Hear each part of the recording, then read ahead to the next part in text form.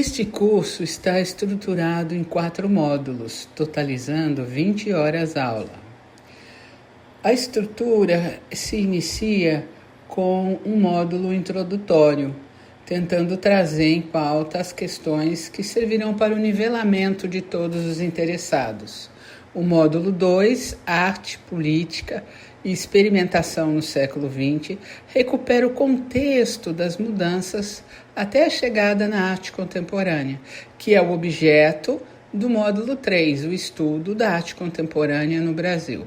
Um quarto módulo, tratando justamente dos temas transversais, procurará mostrar o caráter inclusivo da arte contemporânea, dizendo um pouco sobre questões ligadas à participação de diferentes segmentos da sociedade nesse universo da arte contemporânea que foi sendo assim democratizada ao longo do tempo.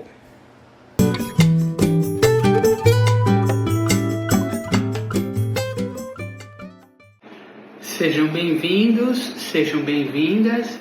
Estamos dando início à aula 4 do módulo 3, em que vamos tratar dos artistas e das obras da história da arte contemporânea no Brasil durante a década de 1990. Vocês veem o nosso programa de curso para a orientação.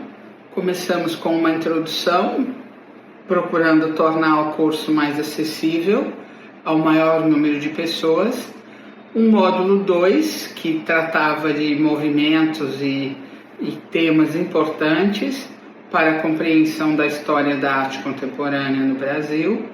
O módulo 3, que está em curso nesta aula, detalhando década a década como se comportou a arte contemporânea no país. E finalmente teremos ainda o módulo 4 com alguns temas transversais, contendo questões importantes na arte contemporânea no Brasil. Nessa aula vamos destacar a década de 1990 e, portanto, vamos dar uma olhada no contexto internacional. Era um momento de fim da Guerra Fria. A queda do Muro de Berlim aconteceu em 1989 e o colapso da União Soviética em 1991. Marcaram o fim do mundo bipolar, inaugurando uma nova ordem global liderada pelos Estados Unidos. Era um momento de globalização acelerada, também do avanço da tecnologia digital, lembrando que a web, a www, ela data de 1990. A multipolaridade cultural, conflitos regionais e novas guerras, neoliberalismo como paradigma dominante e financeirização da economia. No Brasil, podemos destacar os seguintes fatos: um momento de redemocratização consolidada e instabilidade política, combate à hiperinflação e o Plano Real, adoção de políticas neoliberais, reestruturação produtiva e aumento das desigualdades, expansão da globalização cultural e midiática. A primeira artista relativa a esse período que nós iremos ver é a Rosângela Renaud, nascida em 1962 em Minas Gerais. Formada em arquitetura pela Universidade Federal de Minas Gerais e em artes plásticas pela Escola Guignard.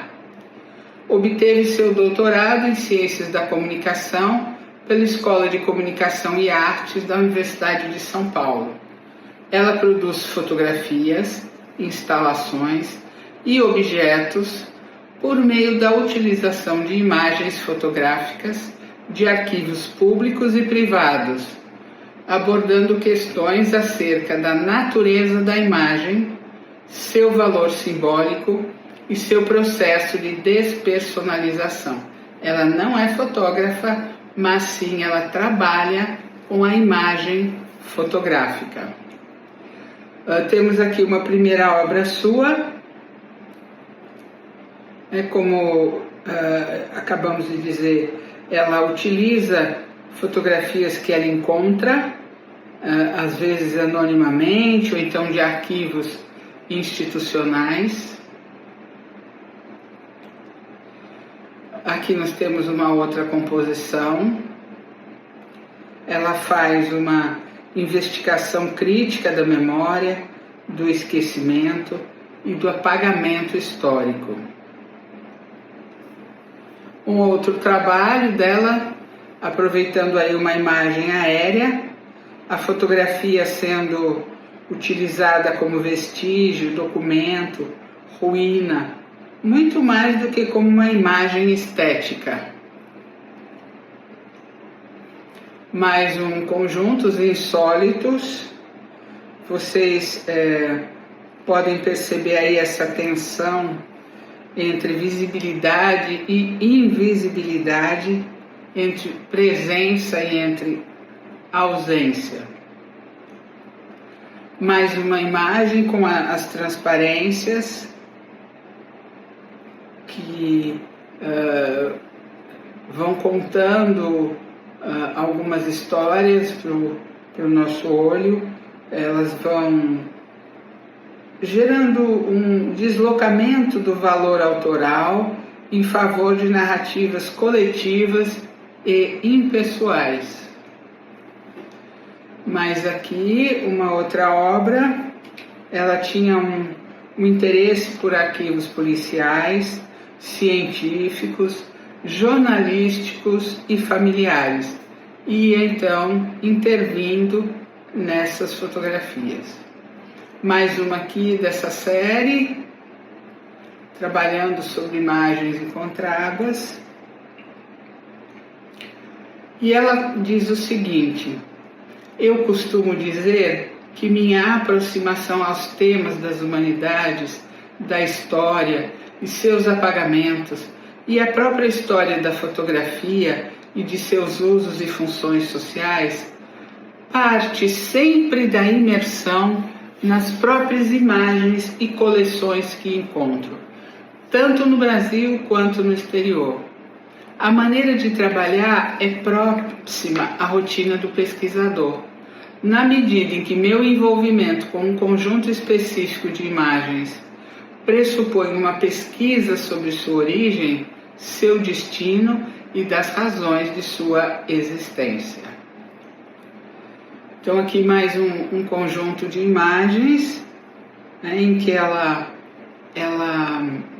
destaca o ritmo, a repetição e a serialidade herdados de uma lógica arquivística que fundamenta as suas pesquisas. Nessa obra, A Imortalidade ao Nosso Alcance, vocês veem aquela postura conceitual e investigativa que nós já revimos em aulas anteriores, próxima de uma arqueologia visual. Aqui mais uma obra que remete a um tipo de crítica aos sistemas de poder, que classificam e eliminam as imagens. Mais uma outra obra, falando da própria história do Brasil.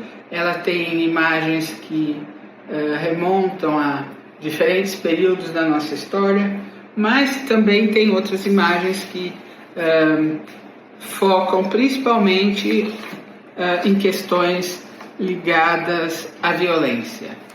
Aqui nós temos a imagem mesclada com letras, com texto, numa obra chamada Além do Desletramento pela Pedra.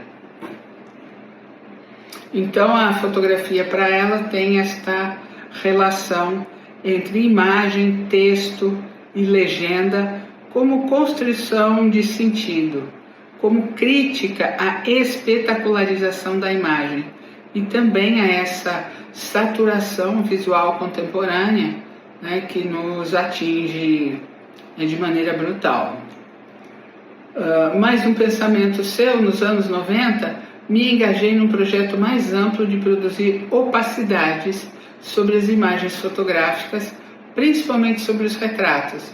Deixar a fotografia em um nível mínimo de visibilidade é forçar o espectador a procurar pela profundidade da imagem, investigando-a em sua superfície.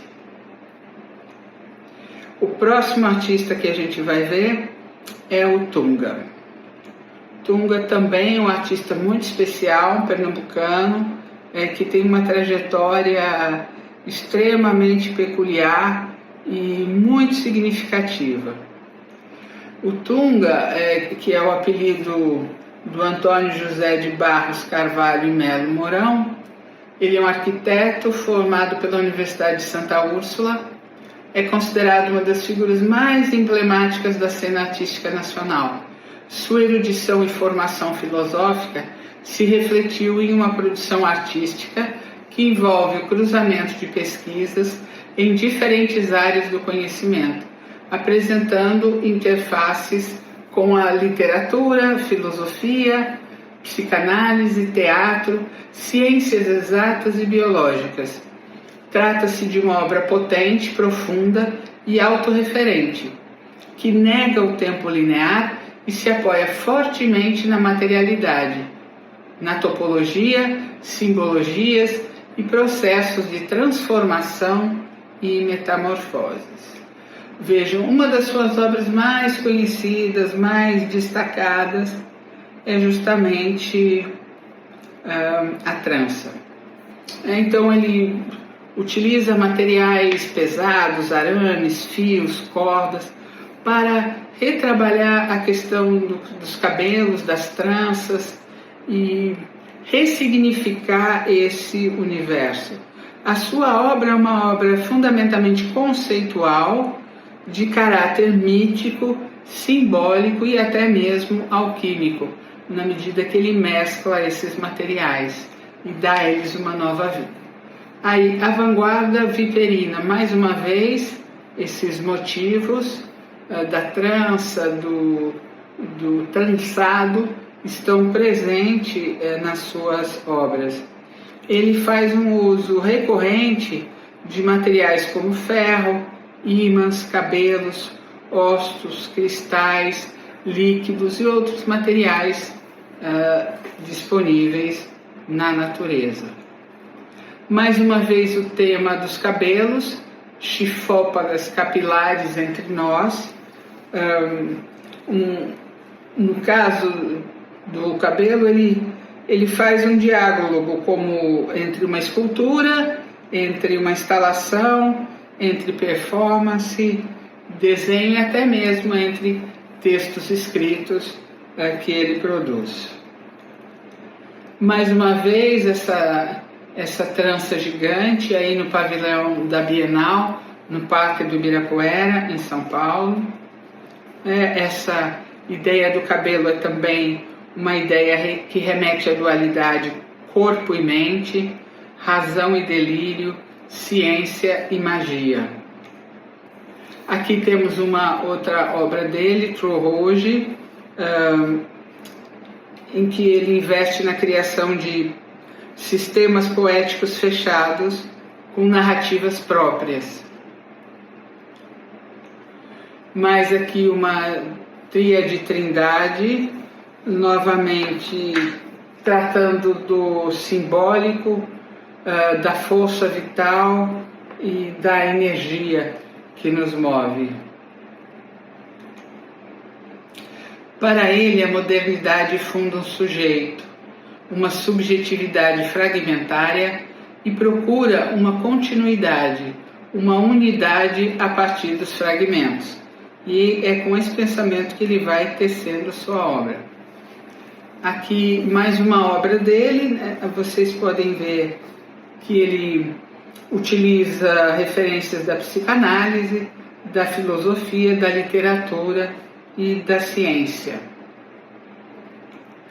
As suas obras são frequentemente ativadas por performances ou por ações rituais, como vocês estão vendo nesse exemplo. A ênfase que ele dá é no processo e na transformação, mais do que no objeto final.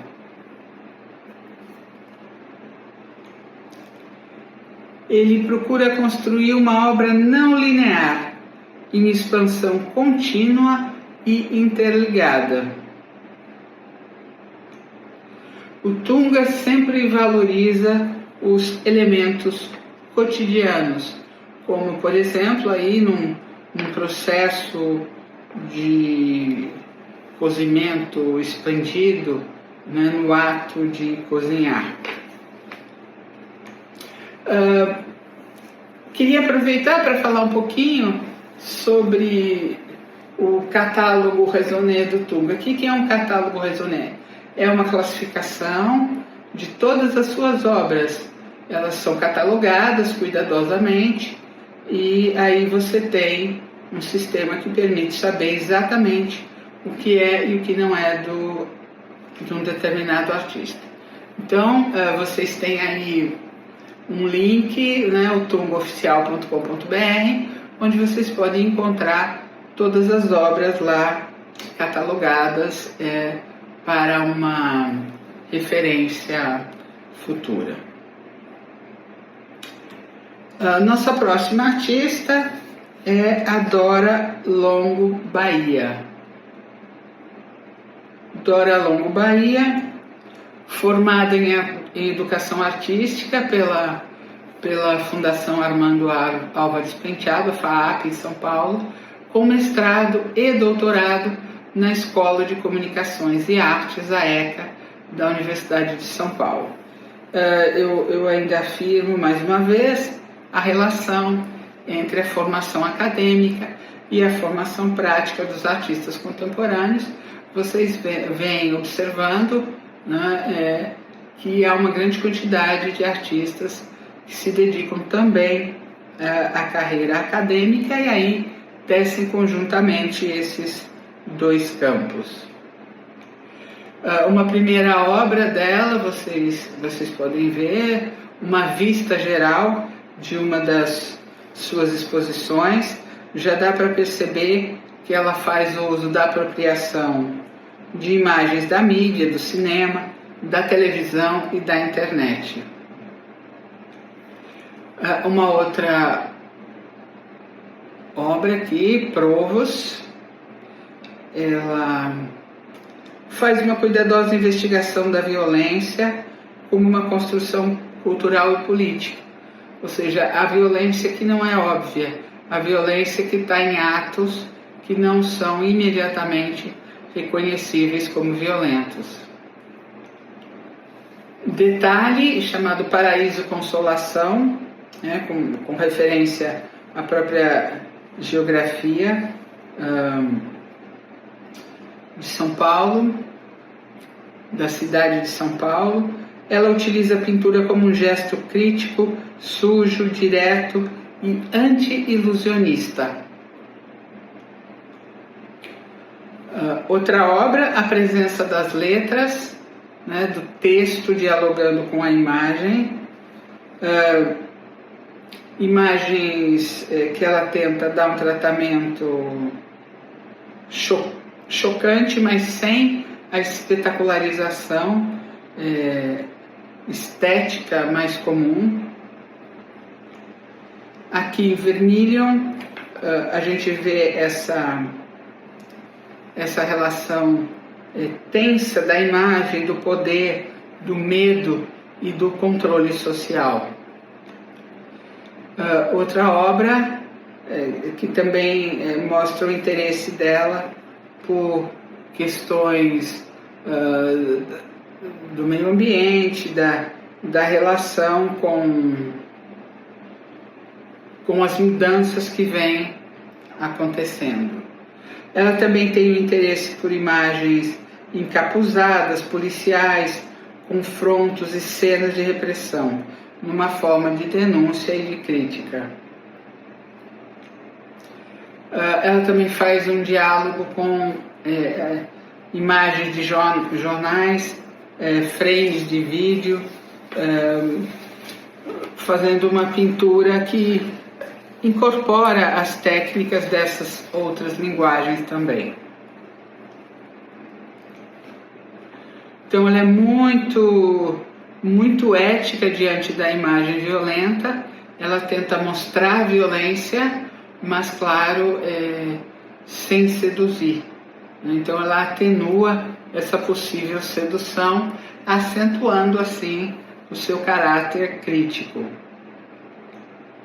Temos um detalhe para vocês observarem um pouco da técnica dela. Aqui, numa intervenção pública, num espaço público, né, mostrando toda a capacidade de ação da Dora. Uma próxima artista, também muito contundente, muito forte, é Rosana Paulino, nascida em 1967 em São Paulo. Ela se formou em gravura pela Escola Comunicação e Artes da USP, a ECA, e fez uma especialização em gravura no London Print Studio e é doutora em artes visuais também pela ECA USP. Bom, a Rosana Paulino, ela faz um trabalho muito interessante, a gente vai ver em detalhes, e ela parte desse princípio que está sintetizado nessa frase: acredito que a produção da arte está diretamente ligada a quem você é, ao local que você ocupa no mundo. E é desse lugar que ela ocupa, do seu lugar de fala, que ela constrói a sua obra. Temos aqui Parede da Memória, em que a gente vê indícios da sua grande preocupação, uma investigação crítica do racismo estrutural e da história da escravidão no Brasil. Uma visão mais ampla dessa Parede da Memória, para vocês poderem ver com mais amplitude o seu espaço. Aracnes é uma obra também que destaca a centralidade do corpo negro feminino como lugar de violência e também de resistência.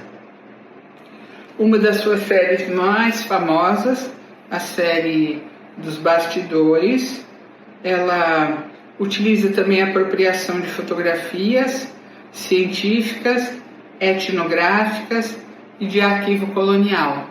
E aí vai bordando, intervindo sobre essas fotos em bastidores e destacando níveis de violência ao que os corpos femininos negros foram historicamente submetidos.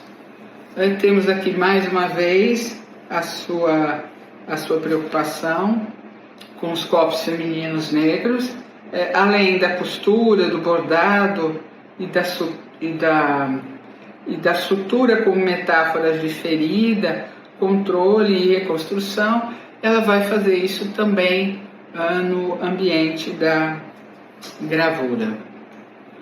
Aqui nós temos a série, uma obra chamada Tecelãs, né? E ela faz aí uma referência a uma tradição eurocêntrica da própria história da arte, né? Temos aí alguns anjos barrocos e outras figuras, mas a postura dos ovos, em que ela procura dialogar com a ciência, com a antropologia e até mesmo com a biopolítica. Ela faz um uso recorrente do desenho, da gravura, da fotografia, da instalação e também trabalha com alguns livros-obra. A Rosana ela tem uma reescrita simbólica da memória apagada da população negra, né? Esse é um traço muito importante na sua obra que recupera um pouco dessa memória. A artista Berna Reale, nascida no Pará em 1965, tem um perfil bem diferente. Ela é perita criminal do Centro de Perícias Científicas do Estado do Pará e é licenciada em artes também pela Universidade Federal do Pará. Isso dá um traço bem diferente à sua obra, na medida em que a prática do trabalho cotidiano acaba trazendo informações que impactam na sua obra, como vocês vão ver. Palavras da artista: eu nunca pensei em ser artista. Cheguei até a fazer vestibular para medicina, administração e direito, mas também nunca sonhei em ser nada disso. Temos aqui uma primeira obra dela.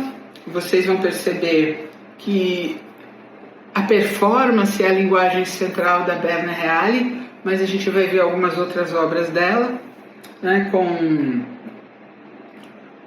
um trânsito por diferentes linguagens, mas a performance e a performance de alto risco, aí ela está deitada com carne crua sobre seu corpo, se expondo a urubus, se expondo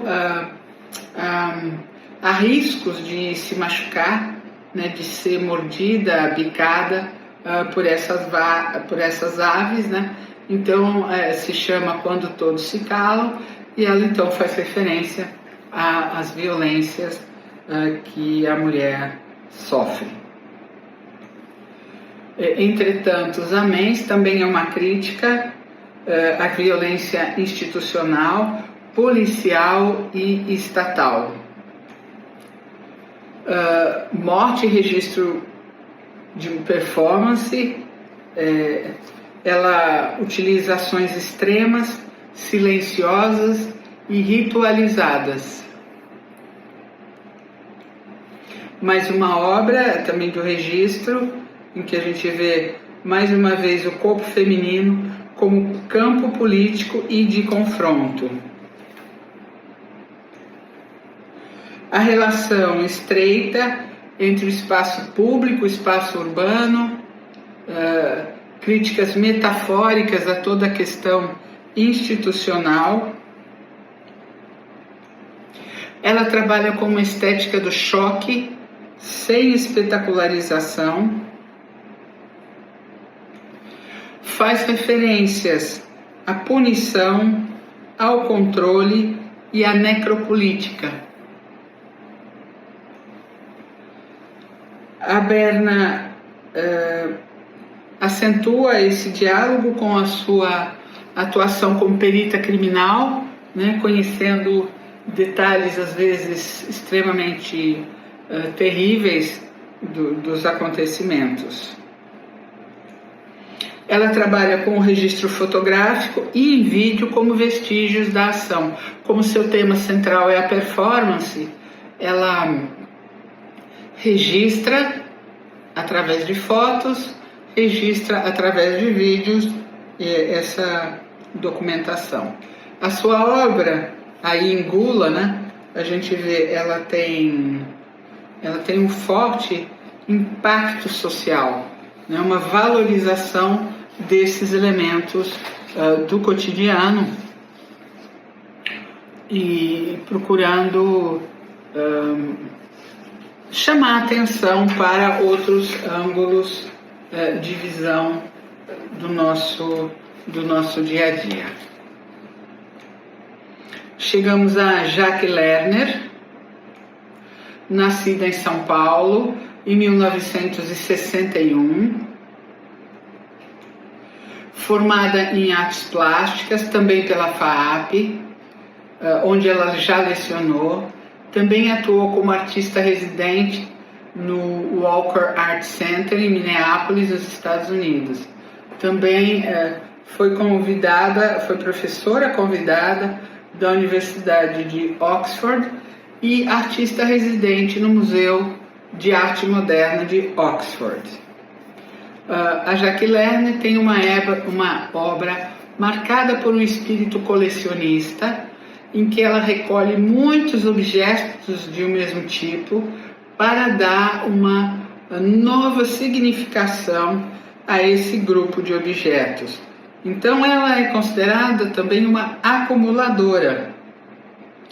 Ela junta dinheiro, cartões, sacolas, embalagens, peças, cinzeiros, seja o que for que possa trazer essa narratividade que ela tanto preza. Aqui nós temos nomes, uma série de sacolas plásticas de museus, em que ela procura fazer uma investigação dos sistemas de valor, de troca e de circulação. Mais uma vez, um conjunto de sacolas de diferentes obras, de diferentes lojas, espaços, e vai criando aí como se fosse um conjunto de pixels, né, para chamar a nossa atenção. Aqui mais um detalhe, né, de como ela vai trabalhando com essas coleções. Ela faz então com que a partir dessa serialidade, dessa repetição e dessa organização rigorosa se instaure uma nova compreensão do trivial, do comum, do cotidiano. Aqui nós temos também um livro, um trabalho bem interessante. A gente praticamente não consegue distinguir essas microletras que ela traz. Então ela transforma essas letrinhas, o que seria banal, numa estrutura escultórica. Isso acontece aqui também nos níveis, são níveis utilizados em construção para verificar se está tudo certinho, e ela utiliza esses diferentes níveis com suas cores e geometrias para fazer essa relação direta com o consumo, com o mercado e também com a economia simbólica. Temos aqui mais uma utilização dos níveis, agora chamados em 7 níveis de precisão. Ela explora esse lado plástico dos objetos industriais.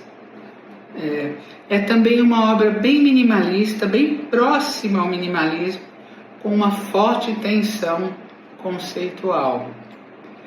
Mais uma vez, os adesivos, né? A obra chamou adesivo, e vai montando esses grandes painéis. Vocês veem aí as notas, né? Ela consegue algumas notas de papel moeda, claro, sem valor nenhum como dinheiro e portanto, com autorização para trabalhar sobre elas, né? O dinheiro fica sendo uma matéria artística, mostrando esse lado processual da obra dela, baseada em coleta ao longo do tempo e na ambiguidade entre um fetiche, uma crítica e um fascínio. Nosso próximo artista a ser examinado é o Irã do Espírito Santo. Nascido em São Paulo em 1963. Ele também estudou na FAAP. Vejam que a FAAP em São Paulo é uma instituição de referência para a formação de gerações de artistas contemporâneos no Brasil. Em 1987 ele se mudou para Londres, viveu também em Albuquerque, nos Estados Unidos, e em Winnipeg, no Canadá. Uma primeira obra dele, À Noite, ele se interessa por investigar a forma de maneira rigorosa no espaço e a percepção dessas formas no espaço. Ele utiliza uma economia de meios tentando, através da redução formal, ampliar a capacidade de compreensão. Copo d'água, mais uma vez, essa economia extrema de meios, né, que ele aplica, né, tentando realizar um diálogo entre o minimalismo e a arte conceitual. Né? Recordem-se que a gente viu um pouco sobre a arte conceitual antes de chegar nesse módulo específico da arte contemporânea. Aqui uma instalação, né? Então correções, materiais brutos, materiais industriais, acabamentos imprecisos, o diálogo entre o espaço expositivo interno, né, aí, e o espaço expositivo, quer dizer, o espaço que não é o expositivo, né, mas o espaço externo onde ele realiza suas obras. Restante, essa ambiguidade entre bidimensionalidade e tridimensionalidade, né, uma imagem que seria de um possível quadro que estaria inserido nessa moldura, nesse passe-patou, mas na verdade a obra ela é em si mesma esse próprio suporte. En passant 4, a experimentação conceitual, mais uma vez presente, né? Não é uma expressividade trivial com a qual ele trabalha com muita sutileza. Mais uma obra dele, esta sem título. As suas obras elas exigem uma atenção lenta e a percepção ativa do espectador.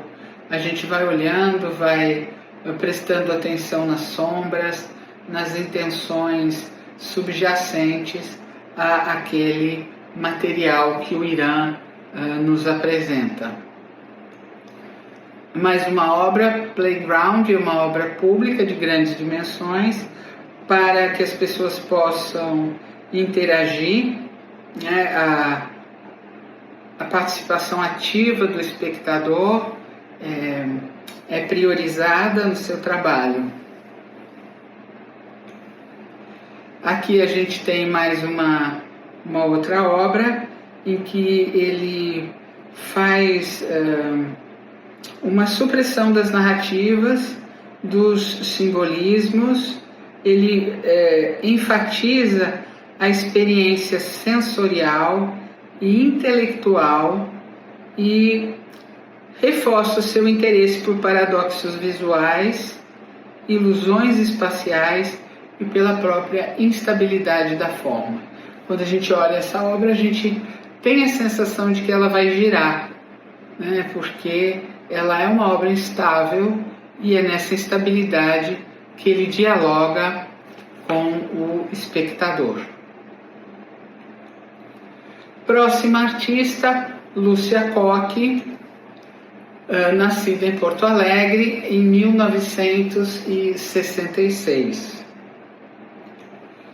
Ela é uma artista multimídia, escultora e fotógrafa, mestre em artes visuais pela Universidade Federal do Rio Grande do Sul e doutora em poéticas visuais pela ECA, a Escola de Comunicação e Artes da USP.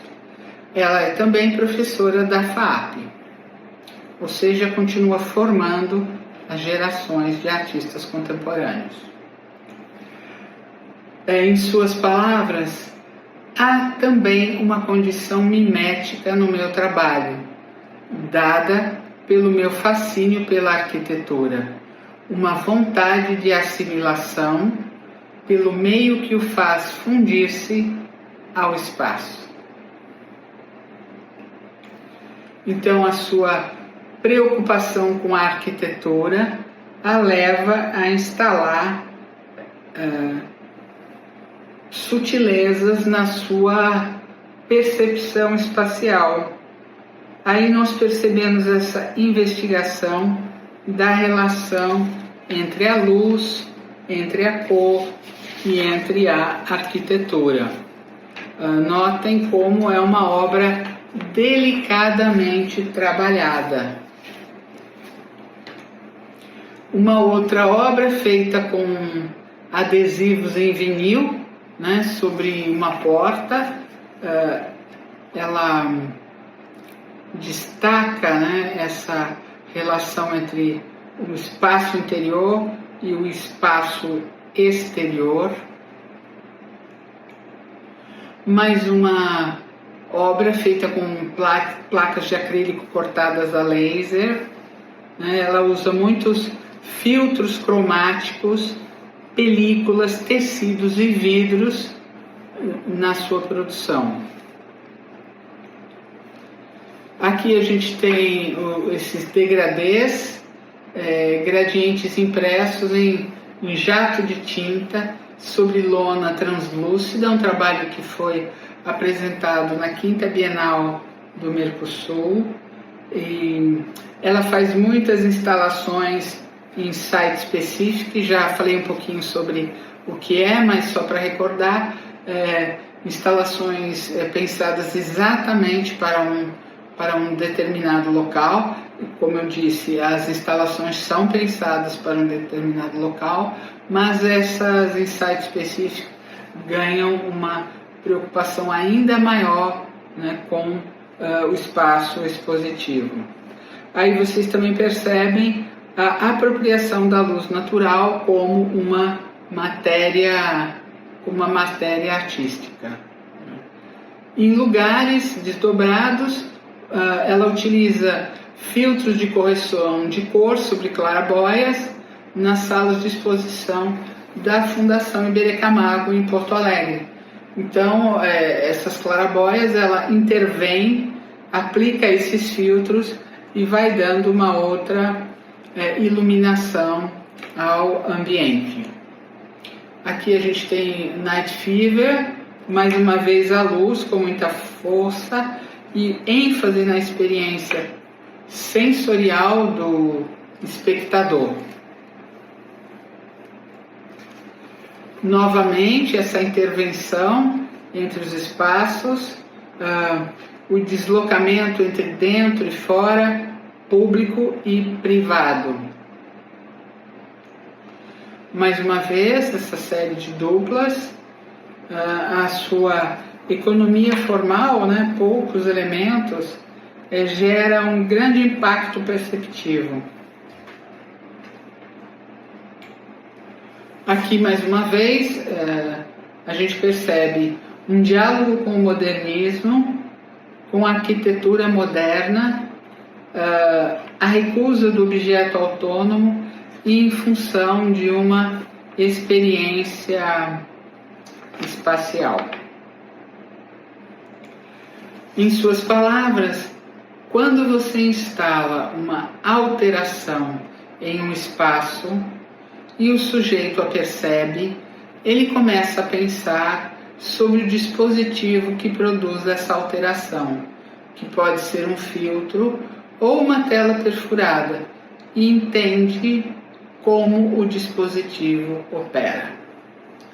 Então, essa bela argumentação da Lúcia Koch nos dá mais uma divisa do potencial da arte contemporânea no Brasil. A nossa última artista selecionada para a década de 90, sempre lembrando que existem muitos outros igualmente competentes e significativos. Esse é apenas um recorte que visa oferecer uma primeira leitura para pessoas que potencialmente não são iniciadas em arte. Esse é o nosso objetivo, esse é o objetivo de um curso do tipo MOOC, como eu venho explicando. Então, a última selecionada nesse recorte foi a artista Sandra Cinto, nascida em 1968 em São Paulo. Ela como artista residente, passou 6 meses no Cité das Artes, em Paris, no ano de 2000. Depois ela recebeu um prêmio de residência na Itália, e ela também é professora da FAAP e continua formando as nossas gerações de artistas. Aqui nós temos um dos trabalhos dela, Tanto Mar, um trabalho muito delicado. Ele tem o desenho como a linguagem central, é bem expansivo, bem imersivo, bem delicado. Uma outra obra dela também, ela vai recriando paisagens a partir de elementos pouco comuns. Aqui mais uma relação com as paisagens imaginárias. Ela cria paisagens imaginárias de mares, céus, cidades, arquiteturas instáveis. Mais um exemplo, né? O azul é uma cor recorrente, é uma espécie de atmosfera emocional e simbólica que costura as obras da Sandra Cinto. Mais um detalhe da sutileza do seu traço, ela promove essa tensão entre delicadeza gráfica e a sensação de vertigem, de abismo, de caos. É como se essa obra nos puxasse lá para o seu interior. Aqui uma outra obra dela, o Telescópio Invisível, né, com grandes dimensões, uma obra de grande apelo visual. Essa escala monumental que ela aplica em desenhos murais e também em instalações. Mais um detalhe da sua obra, a sua preocupação com o mar, com o tema do mar, um mar revolto, um mar instigante, um mar produtor de significações, e os tons do azul. Outra, também mesmo nessa profusão de traços, ela dá um espaço para o vazio, para o silêncio e para a solidão, que ela trata de maneira bastante poética. Um trânsito entre o sonho, a memória e estados emocionais. Uma preocupação com o sublime, com a ideia de infinito. Bem, então, depois desta visão dos artistas, de alguns dos artistas da década de 1990, né, nós encerramos esse conjunto de obras, né, e fazendo um breve resumo, queria destacar que durante esse período nós vivemos então um momento de internacionalização do circuito artístico brasileiro, da consolidação da arte conceitual e das poéticas processuais, a expansão das linguagens e dos meios, uma crítica institucional e a reflexão sobre o próprio sistema da arte e um contexto sociopolítico de redemocratização e de neoliberalismo. Na próxima aula, seguindo esse passeio pela arte contemporânea no Brasil, nós vamos entrar no século XXI e observar a partir da década de 2000 até a atualidade como é que vem se comportando a arte contemporânea. É importante vocês saberem que estão disponíveis os materiais de apoio, textos, links, referências e vídeos que ajudam a compor um quadro maior, mais preciso, a respeito da história da arte contemporânea no Brasil. Eu agradeço a presença de todos e eu agradeço a presença de todas e até breve.